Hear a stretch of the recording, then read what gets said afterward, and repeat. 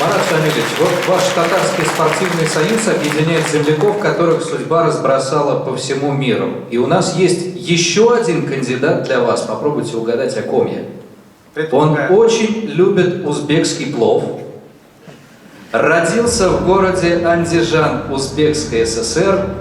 Его тренер поражался упорности и собранности своего воспитанника, не пропустившего за все годы ни одной тренировки. Поклонники называют его «Белый Тайсон». Он выходил на ринг против Николая Валуева и Владимира Кличко, чемпион Азии и чемпион мира по версии WBA в супертяжелом весе. Сегодня он к нам приехал из солнечного Майами, где проживает с семьей. Это легендарный боксер Руслан Шамилович Чагаев.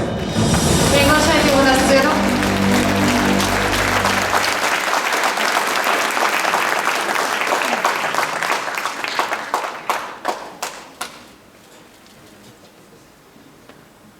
Руслан, вот пока вы идете, быстро задам вам вопрос. Какие бы советы вы дали молодым начинающим спортсменам?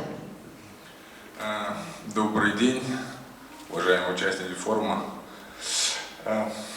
Какие советы? Совет один, наверное, это упорство и труд, потому что без труда и без упорства, я считаю, нельзя достичь каких-то результатов. Поэтому, как говорится, нужно пахать и пахать.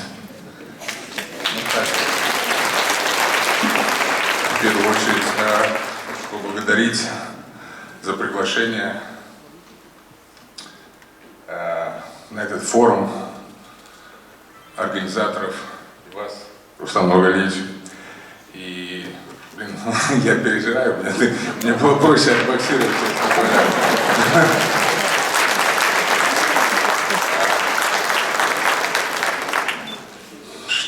Здесь в зале я вижу действительно много молодежи, а молодежь – это наше будущее, поэтому все в ваших руках.